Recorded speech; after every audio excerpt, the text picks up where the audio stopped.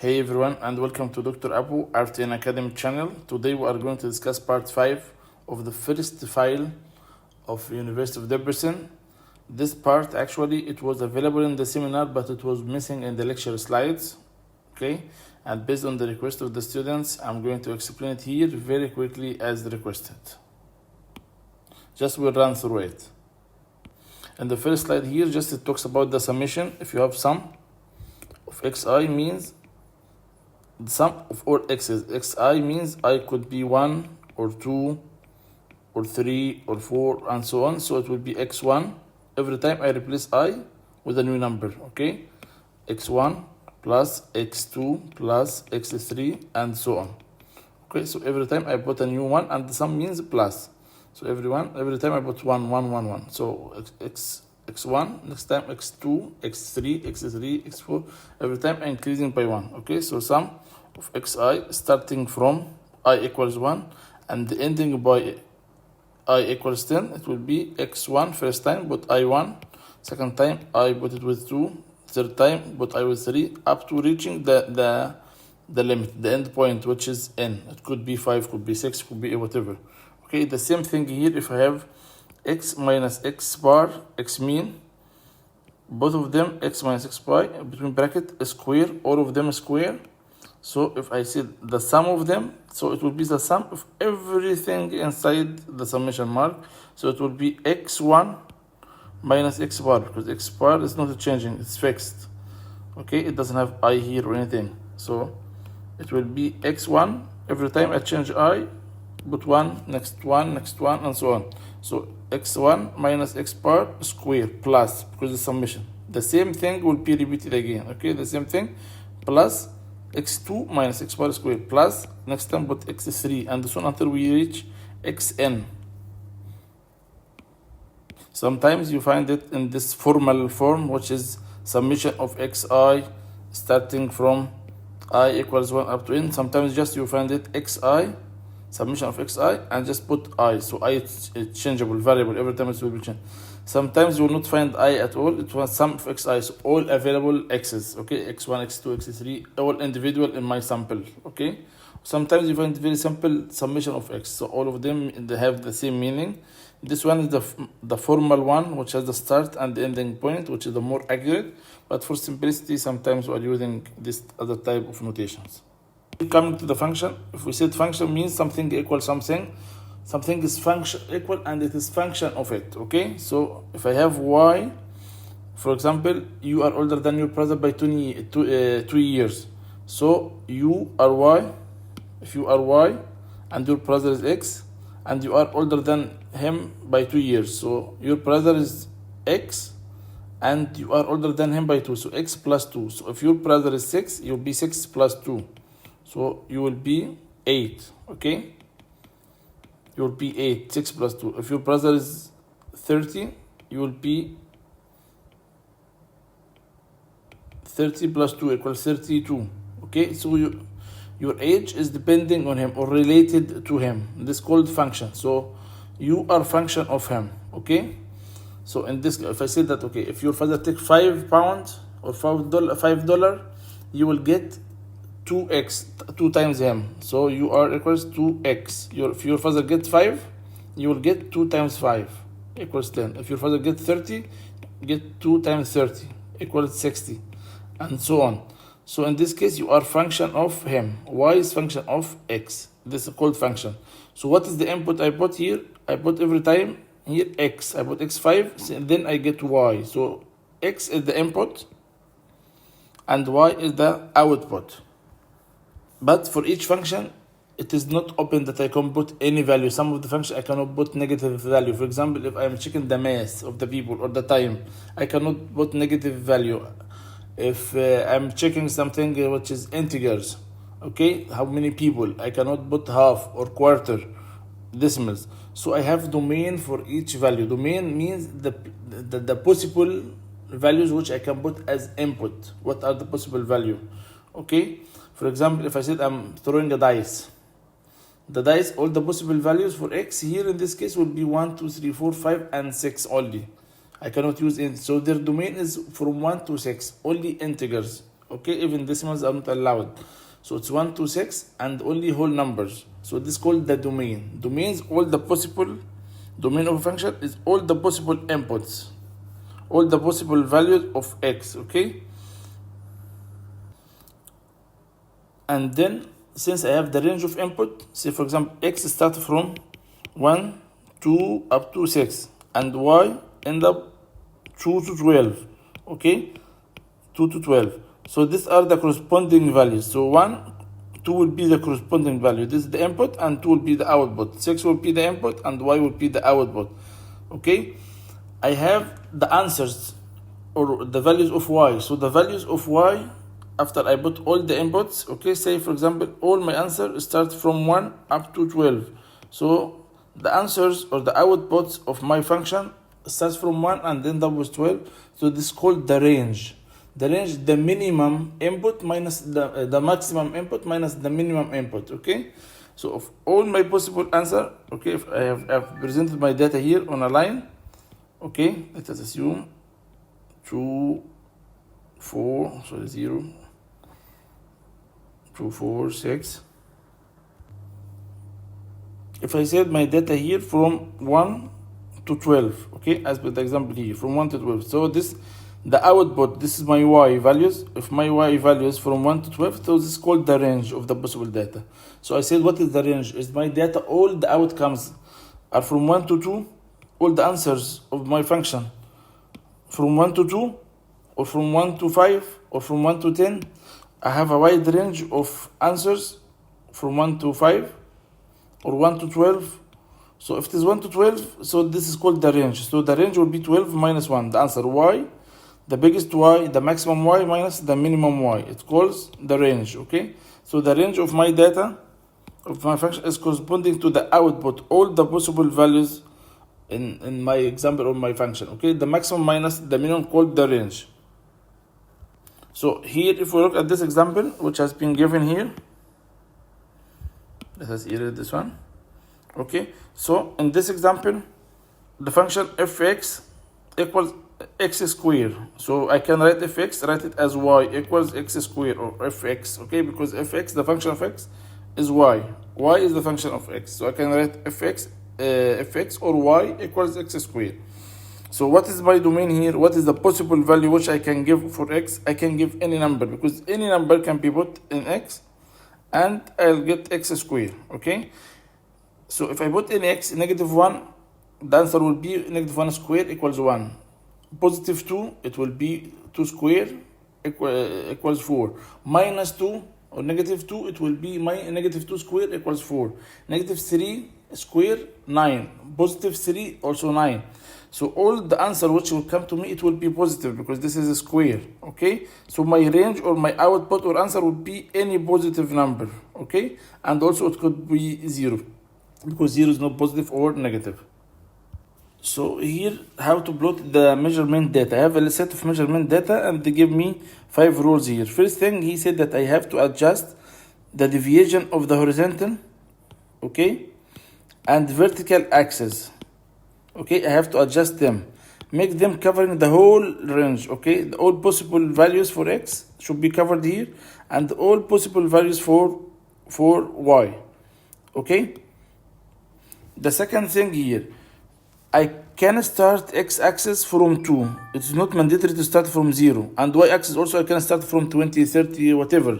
And x I can start from any point, okay? It's not mandatory to start x from 0 or y from 0. I can start any point as far as it is covering all my data range, the range of my data, okay?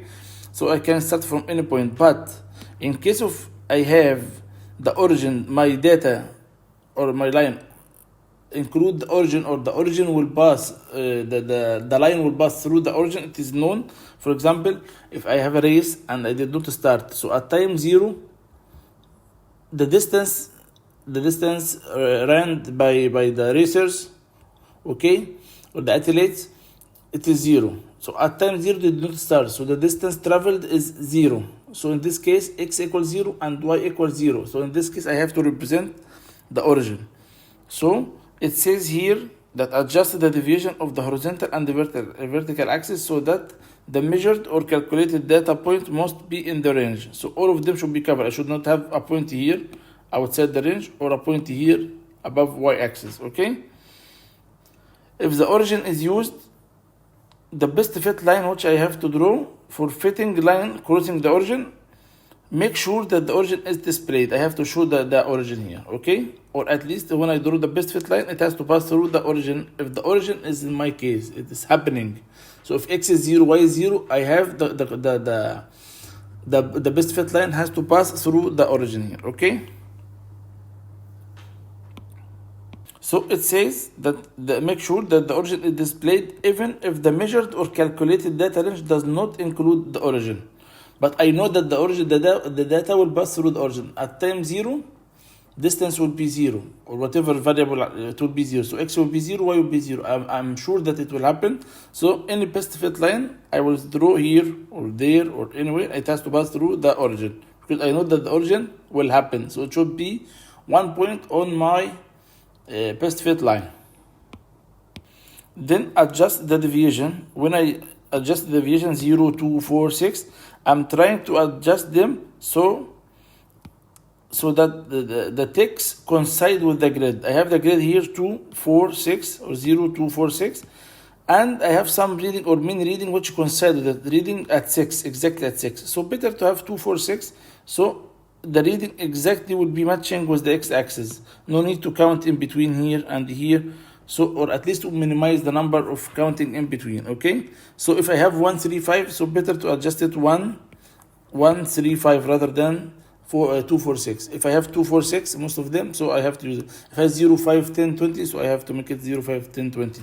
I'm try as much as possible to make the readings which I have matching with the grid or with x-axis or y-axis.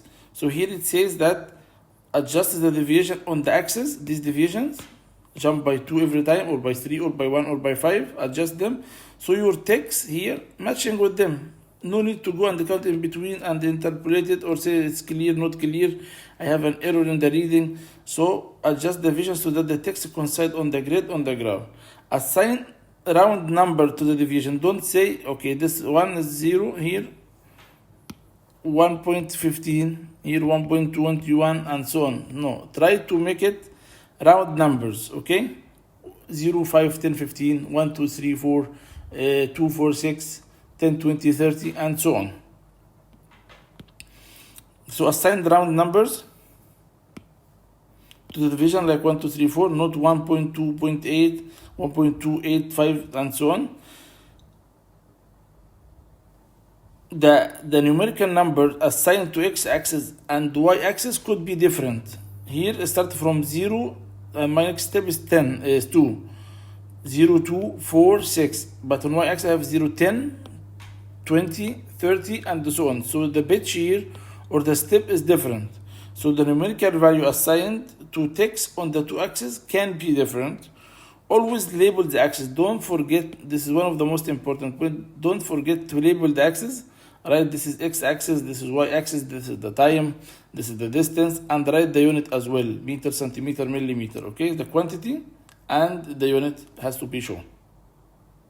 Exponential function, e of power anything, minus 2, e of power minus 3, e of power k of power anything, it's called exponential function, okay? Even sometimes if it's something of power x, 3 of power x, they call it exponential function. So exponential has a power of a variable, or it is e of power something.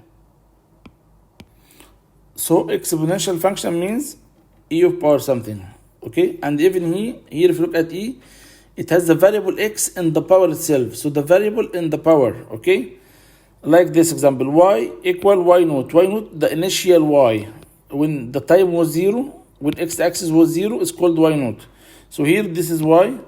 Okay, y naught means when the x equals 0 at this point here, x are 20, 10, 0. So this is the value of y. This is called y naught. Y when x was equal 0 or time equals 0. The initial y. When the x equals 0 or the time equals 0 or x equals 0 is called y naught. Okay? So y equal the initial y, which is this one. Any y here equal the initial y times something here. Okay? So y equals y naught times e of power minus x. Such type of problem, I cannot get the value of x unless in two ways. I have to do experimental to find something which is very similar to it. Like I can write here y equals 2e minus 3x, for example. So here I say y, I have y and y.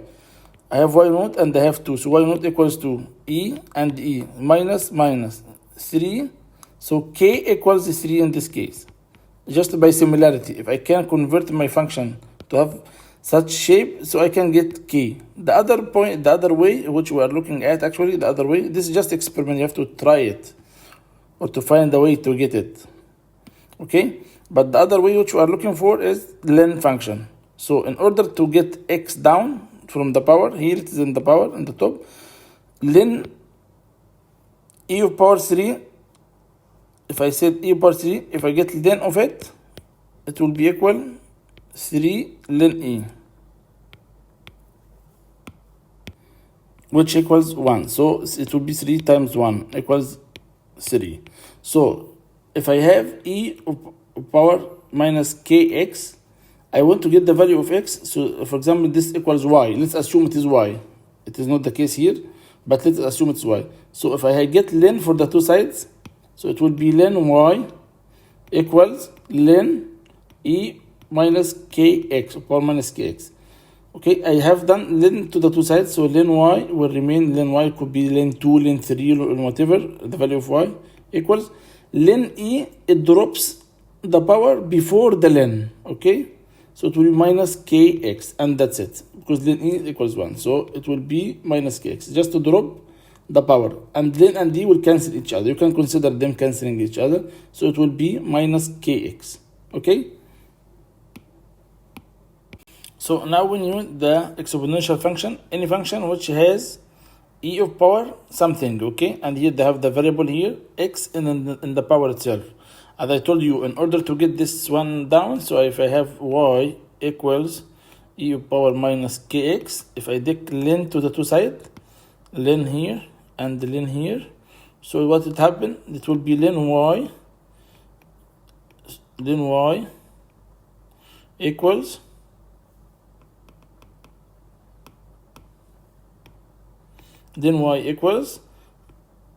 minus k. X will come before the len. It will be minus kx. Okay, so it will be minus kx, and then len e equals 1. So it will be ignored. Okay, it will be minus k. So len y will be minus kx. So if I want to drop the power, if it has a variable, because it's very difficult to deal with the power, it is very difficult to deal with the variable in the power, okay? It is very difficult to deal with the power, with the variable in the power. So I have to drop it down. So the only way to drop it, to have len for the two sides. So in such case, we have two ways actually to deal with this one. So I can put any value for x. Any value for x. I know that e of power 0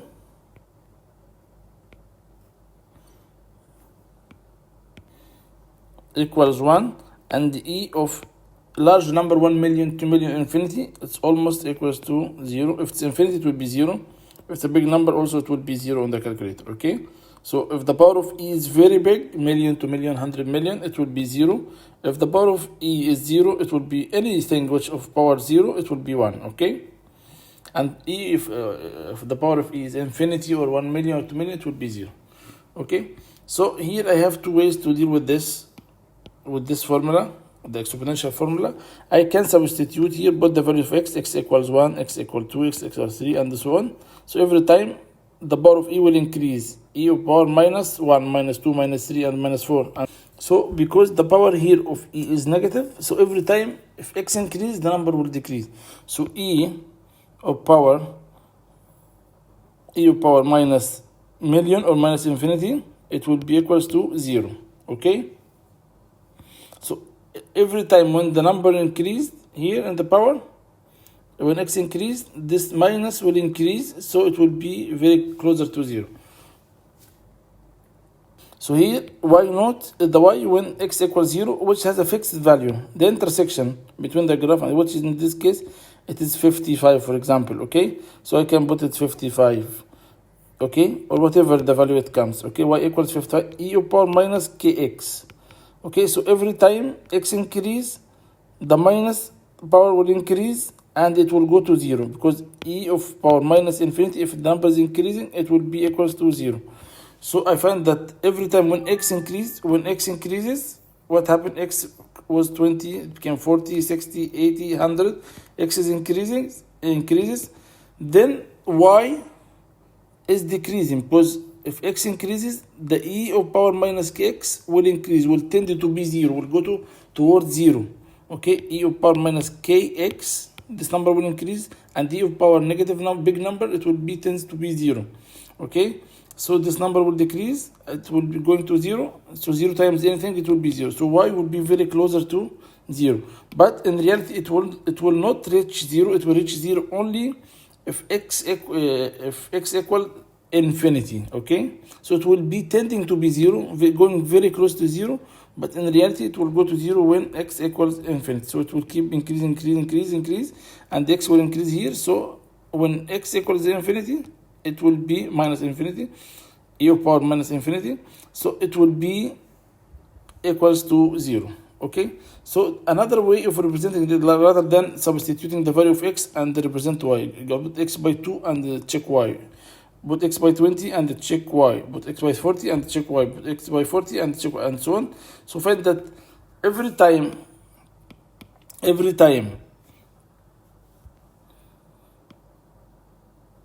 x increases, y decreases. Every time x increases, y decreases. X increase, so the total, this number will decrease, so y will decrease. Okay, so here the real values of x and the real value of y. There is a simpler way in case of e of power x, which we can do.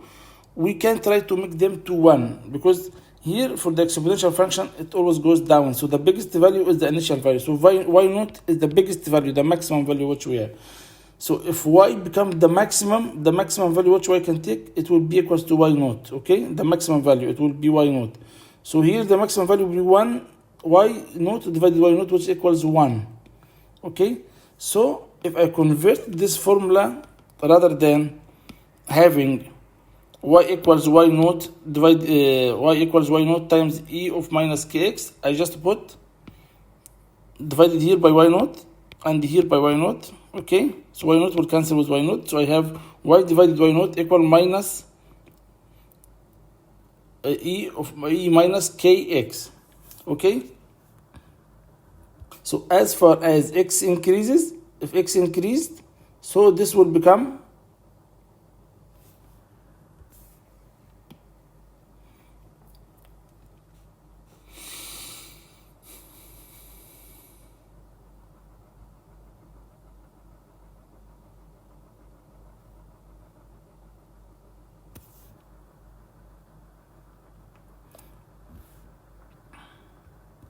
so in this case, I have linear scale here. This is the displaying the data using logarithmic or semi-logarithmic blocks.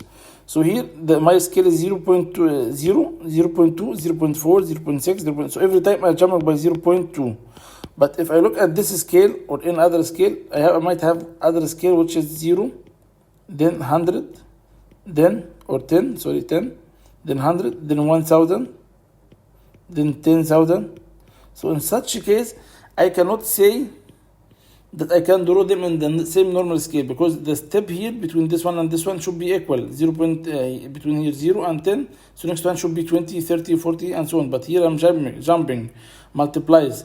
So 10, 100, 1000, 10,000. So it is not a normal scenario. It's called logarithmic scale. Okay, logarithmic scale. It could be drawn in the other way around. Okay, I can end up with having it like okay, let us have it from down. So here 0 could have it 0.01, 0.1, then 1, or can have it the other way around.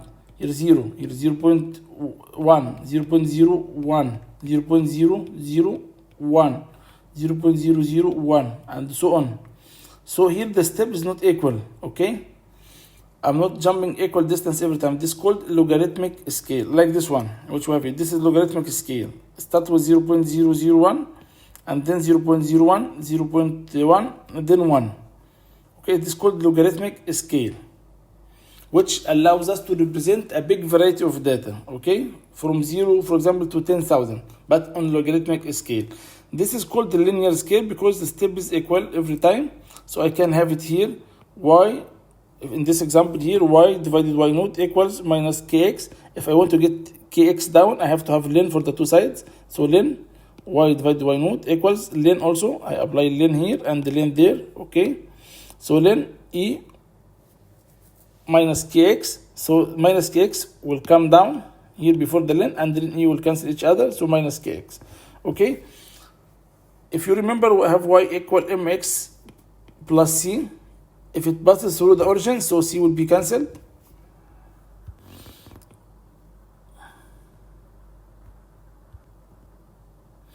Okay, if it passes through the origin, so c will be cancelled. So y equals mx. M is the slope.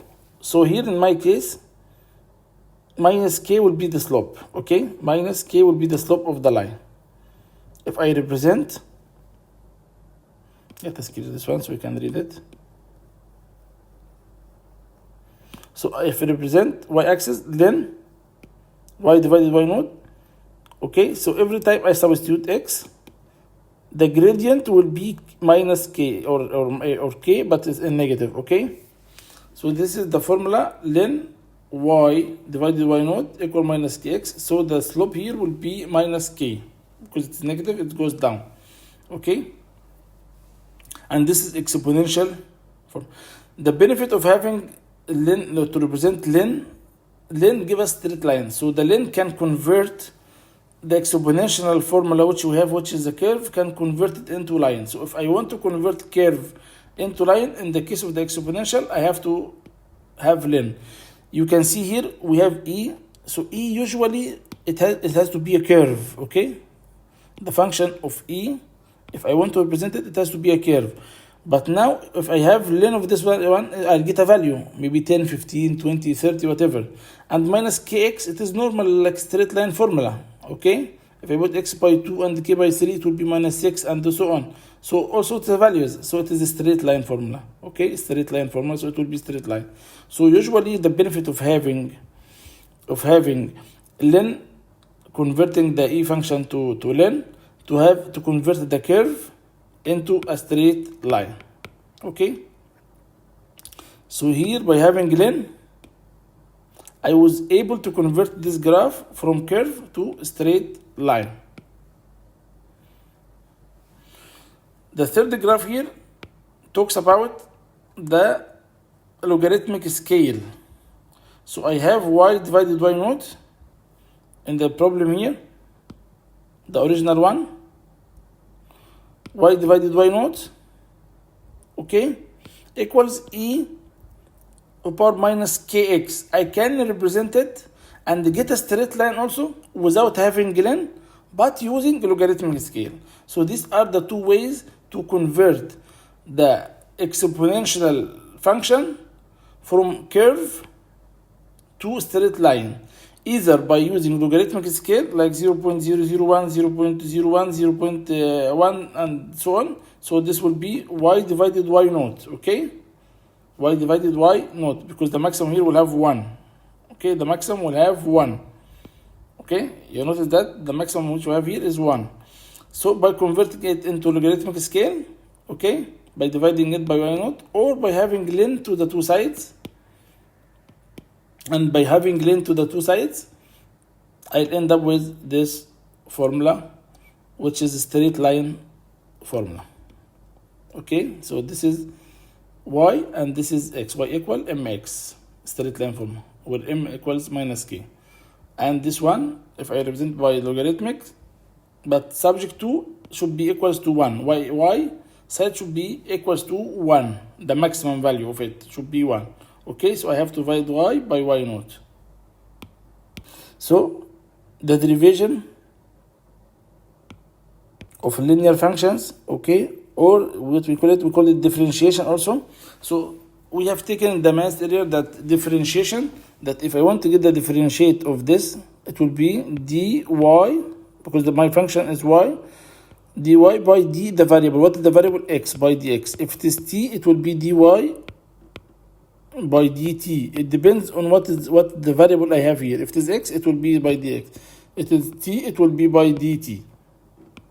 So here dy by dx will be equals, I get the power down, so it will be 3, and then x, and reduce the power by 1, so it will be x squared. So I'll drop this one here and minus 1. So 3x squared, 3x, and reduce the power, it will be x squared. Another example, if I say that y equals 4x cubed plus 2x, so dy by dx will be equaling, I'll drop this 3 here, so it will be multiplied by 4. 4 times 3 equals 12, and the power will be reduced by 1, it will be x squared.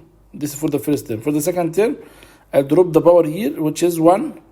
Okay, 1 times 2 equals 2, and x will be a power 0, because I reduce 1 from here, which is 1. Okay, so if it is power 1, automatically will delete the variable x. Okay, I hope this one is clear. So in the same way here, if I have s, which is the distance, I can say ds by dt, which will be equaling the change in the distance with respect to the time. It will give me the velocity. Okay, the change in the distance with respect to the time. Okay, sometimes instead of calling dy by dx, I call y dash. Y dash means delta y by delta x, or delta y by delta t. Okay, so here if I have x dash means delta x by the variable, which is time in my case, delta x by delta t, called x dash. So any differentiation, I can get the variable and put dash. Okay, delta x by delta t.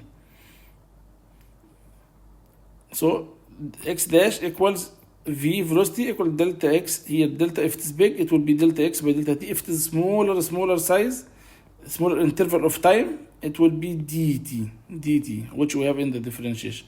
Okay, so in the example here, this is the position x, and this is the time. So delta y by delta x divided delta x will give me the velocity. Delta y by delta x. Delta y here represent the distance, so delta x, and delta x here is the time, so I'll get the velocity, or x dash.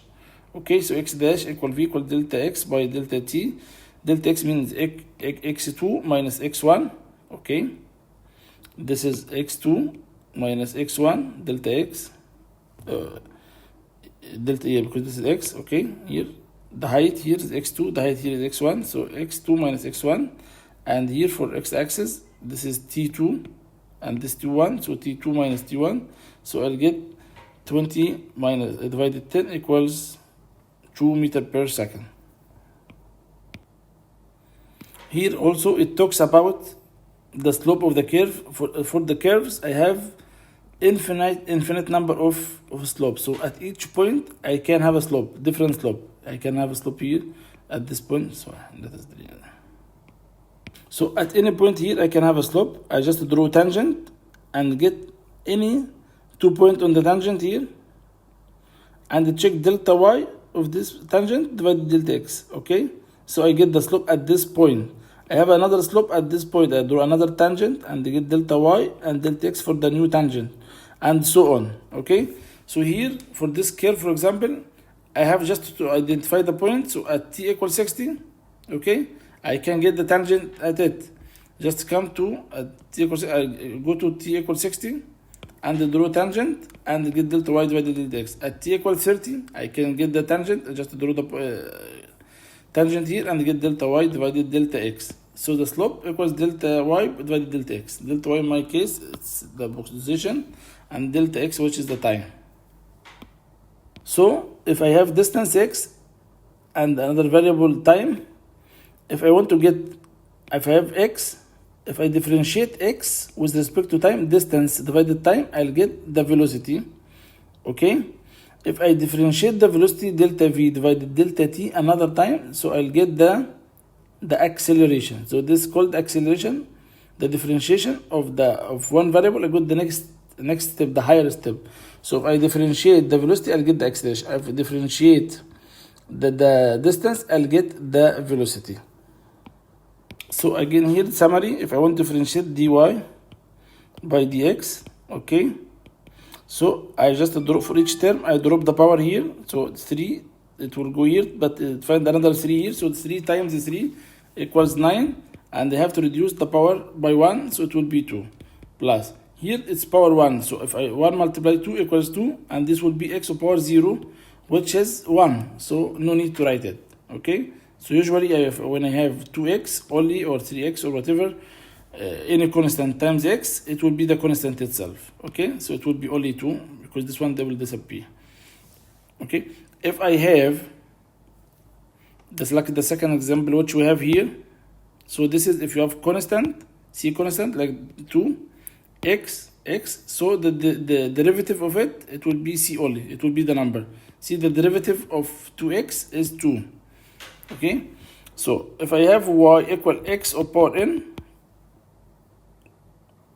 so y equals x of power n. It is not the variable. See, the power is number, is constant, okay? Even if it's variable, but it is not x, okay?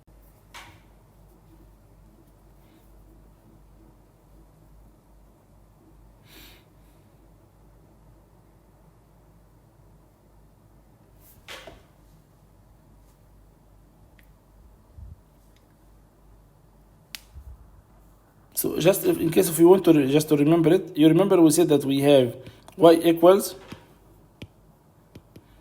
ax or ex, anything which has the variable in the power, I can have ln for the two sides. So in this case, it will be ln y equals, I'll get ln this side, ln ax. Then ax will be, x will come out, x, ln, so ln y will be equal, x will come here before the ln, x, then a. You remember this? So now, with the same concept, we are going to use it in the differentiation. Okay? So if I have y equals a of power x, so if I get the differentiation of y delta dy by dx, and the variable in the top, it will have also ln a in our outcome. So ln a, the base will come. So ln a, but here the number will appear as it is. A of power x will come down as it is, okay? So if the x is in the variable, the number will come as it is, a of power x, and then ln the base. So a of power x, y equals a of power x. If I want to get dy by dx, what I can do, the variable is in the power. So I write it as it is, ax, then ln the base only, ln a. Okay? Because ln cannot be taken x. Ln should be ln of a number, okay? Ln a. So I take ax as it is, and then ln the base only. I hope this one is clear. Okay? Differentiation of ln x by delta x will be 1 divided x. Okay? 1 divided x. This is the differentiation of ln x, 1 divided x. The things which also I'm very interested in is these two. It might come as a question. Sine is the favorable one because sine is straightforward. Sine, if you get differentiation of sine, differentiate sine x, sine will be differentiated to cosine x. By the way, instead of writing d sine x divided by x, you can write it d by dx like this and write sine x here. Okay, it is the same thing. Okay, so the differentiation of sine x, it will be cosine x. But differentiation dx cosine x, cosine is not straightforward. Sine will give cosine and the cosine will give sine. But in the case of cosine, we have to put negative sign. So cosine will give negative sine x. So the sine, differentiation of sine will give cosine. Differentiation of cosine will give negative sine. Let us repeat sine and the cosine again. So d by dx, here sine x, and here cosine x. Differentiation of sine will give us cosine, straightforward. Differentiation of cosine will give us minus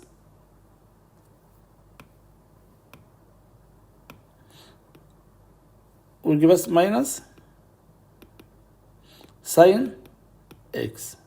So differentiation of cosine minus sine, differentiation of sine, cosine, straightforward. The slope, as we said earlier, the slope is delta y divided delta x. So it is a differentiation. So if I have any formula for any curve and I want to get the slope of the curve at any point, I have to differentiate. For example, if I have y equal x squared minus 2x plus 3. So if I want to get the slope of this curve, so I say dy by dx equals 2 will be dropped here, and the power will be reduced by 1, so 2x, minus the power here 1, it will be dropped down, so minus 2. Okay, and the differentiation of any constant equals 0, so this one will disappear. Okay, so this is the slope.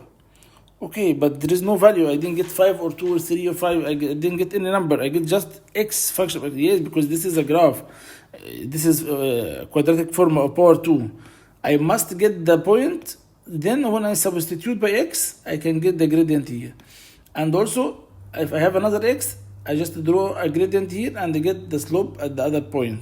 So I have to know x, then I substitute x, I get the point. But this is for anything on the curve.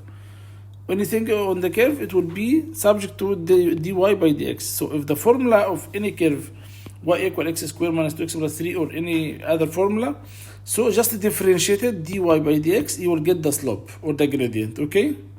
And then if it is quadratic formula, you will get function of x, just to put the new x, any value of x, you will get the gradient. Any value of x, you will get the gradient, and so on. But if it was a straight line formula, like y equal 3x plus 2, for example, if I said delta y divided delta x, straight line has one slope. Straight line, only one gradient. It's not changing. At any point, it is the same gradient. So if I differentiate this, it will be x of power 1 times 3, it will be x, 3, and x will disappear, and 2's constant will disappear. So the gradient here is 3. One figure, one number. There is no x like this one. With this one, it was a curve. I hope this one is clear. Here, the other way around, if you remember, we have taken in the physics before, in the equations of motion, that if I have velocity time graph, okay, the area under the velocity time graph is the distance, okay? Why? Because here, y-axis is the velocity, and the x-axis is the time. So the area here will be equal, a change in velocity, okay? Velocity or change in velocity, delta v or v, and the change here will be the time, velocity times the time, okay, equals distance, d or s or whatever as you want to call it, okay? You can call it distance, okay? You can call it, but I don't want to confuse it with the differentiation, so let us write it s, okay? Because velocity equals distance, so let us write this again, distance divided time, okay? So the distance will be equal, distance s equals vt, okay? So if I multiply the velocity times the time, I'll get the area here, which is the distance. So here from the area under the graph, I can make like integration and get the lower step. So if I get the area under the velocity time, I'll get the distance. If it was acceleration time graph and I get the area under it, I'll get the velocity, okay? So from here I can get the area by multiplying delta y by delta x. So delta r, which is change in the distance, delta s, delta y, delta t, whatever it is the distance, equal v delta t, okay?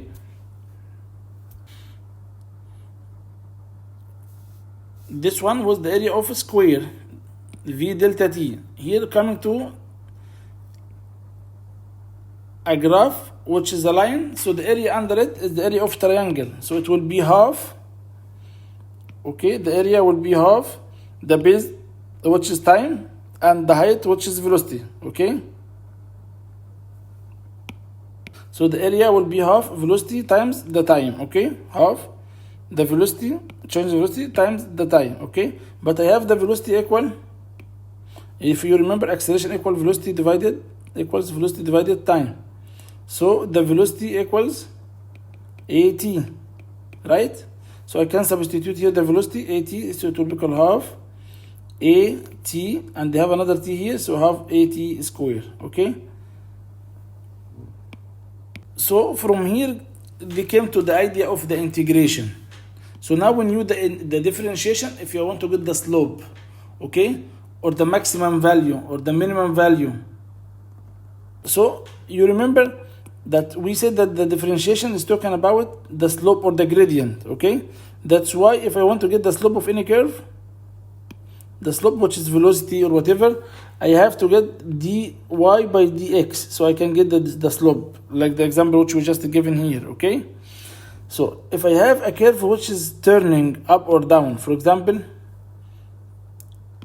a graph like this, which is having bottom point, it was going down, and now it's turning up. At this turning point, the slope is 0. It is horizontal line. The tangent here is horizontal, so there is no slope. Here there is a slope, here there is a slope, but here there is no slope. So if I want to get the turning point, I used to use delta y by delta x equals 0. The gradient equals 0. The same thing if I have turning point up, also here, okay? So here it is turning point, the maximum point, the tangent to it must be horizontal. This is the tangent, must be horizontal, okay?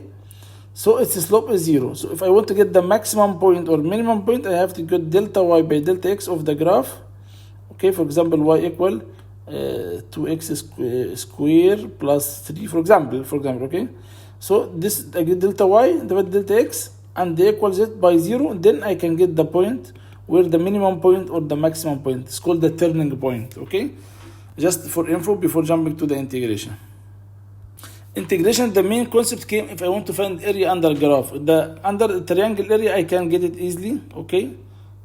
Half the base divided times the height, okay? This is height and this is the base. Half the base times the height. If I want to get it for the rectangle, length times width, and that's it. Okay, length and width, LW, and get it. But what if it is a curve? How to get the area under the curve? The area under the curve, I can get it by drawing some rectangles. So small rectangle here, another rectangle here also. I can do some rectangle here, some rectangle here, and so on, like what we can see here. So here, if I have from 0 to 5, I draw a rectangle and another rectangle. Do I get the area of this under this graph or not? It is not accurate. I get to some extent, we can call it almost closer to the area, but here I have one area which is outside the graph, it's not under the graph, and I have only also blank area here. I have one area here which is above the graph, and I have some area here which is empty. So I can substitute, say that this one almost equal to this one, and this one almost equal to this one, and they get the answer. So if I draw two rectangles here, only two, I can get an answer, but my answer will not be so accurate, okay? But if I draw n equals 4 rectangles, like this rectangle, so it will be very closer. See now, the area which you have, here it was very big. See, the area was very big, the empty area, here become very small. The area above was big also, it became a small area, okay? So the results become more accurate. But if I change the number to n equals 10, it will be, see, a very small area above and down, so it's very close to the area under the graph. If I change it to 20, it will be very, very close to it. If I change it to infinity, I'll get the exact area under the graph. And this is the concept of the integration, so you can get it. So when n was equaling to, the area was 312, okay? When area is 4, it became 328, more accurate, okay? When n equals 10, I found the area 300, not 28, 332.5. When the area is 20, 333. See, the gap is reducing. When it was 2 and jumped to 4, there is a big gap between 312 to 328, around 16. And here, when we jump to 10, also there's around 4. So the gap reduced, but still a gap. When we jump from 10 to 20, because they are very close, okay, the gap is very small.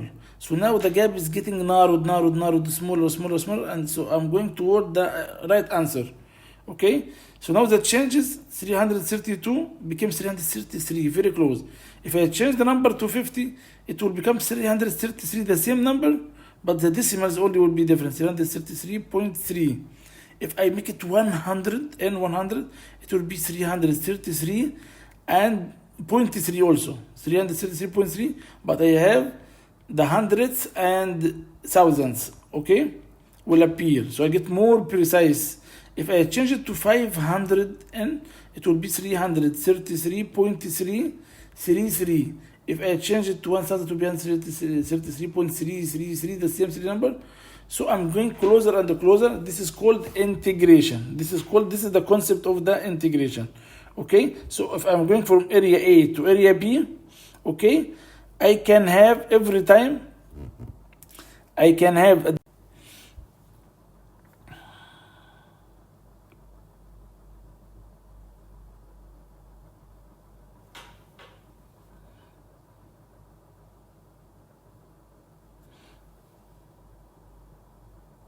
so integration of x square equals x cube divided what?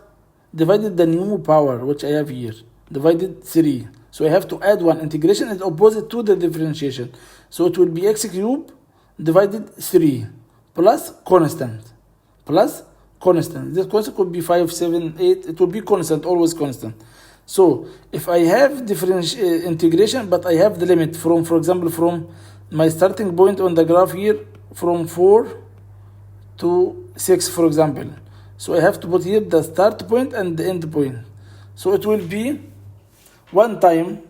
So it will be integration of x square from 4 to 6. It will be x cube divided 3 plus c. This is for the case of the biggest one, 6, minus x cube divided 3 plus c for the case of 4. Okay, so I have to substitute x with 6, okay? X here I have to put it 6, okay? And x here I have to put it 4. C, in all the cases, it will not be changed, it's constant. So it will be x cube divided 3 plus c. So here this x will be 6. So I can erase it and put here 6. It will be 6 cube. Okay? I have to replace x with 6. 6 cube divided 3 plus c minus the other x here. It is under the other boundary, which is 4. So it will be 4 divided 3 plus c. But here they have minus everything inside this one. Okay? So minus will be distributed minus c. Okay? So c will cancel with c. So always, if you have integration with above and upper and the lower limits, you will not have any constant. Constant will cancel each other. So the answer will be 6 of power cube divided 3 minus 4 of power cube divided 3. This will be the answer. So coming here to the definition, if I have integration of a function x, any function x, so after integration I call it function f capital. Okay, if I differentiate df by dx, I call it f small x. Okay, so this is the differentiate function, or f dash. Okay, if I integrate it, it will be f capital. Okay, x. Okay, just keep in mind this information. So if I have function f of x and I want to integrate from a to b, it will be the integrated function, the function after integration. F capital means the function after integration, but I have to substitute by b, remove x and replace it by b. Okay, and here minus the integrated function, and also I have to substitute x by b. So if x capital, this is just an example. If you have function x, okay, and this is the integrated function already, the answered one. If you differentiate it, d by dx, this function, if you differentiate this function, d by dx, you will get the differentiated function. What does it mean? If I have x cube, for example, x cube divided 3, okay? This is the differentiated function, x cube divided. If I want to differentiate it by x, dy by dx, this function. So what is the answer will be? Differentiation means I'll get the power down. So here I have to get the power down. So the power will be 3 times, I have here 1/3. This is the denominator 1/3, okay? Times 1/3. And the x power will be 2, x power 2. So this will cancel this, it will be equaling x squared. So if I differentiation of x cubed divided 3 equals x squared. Okay? Let us work the other way around. If I want to integrate x squared, so integration of x squared. Okay, it will give me what? Integration of x squared, it will give me x cubed divided 3. Okay, integration of x squared is f capital. Okay, so f capital is x cubed over 3. So if I differentiate x cubed divided 3, it gives me x squared. If I integrate x squared, it will give me x cubed divided 3. So it is reverse process. Okay, so if I differentiate the integrated function, it will give me the derivative function.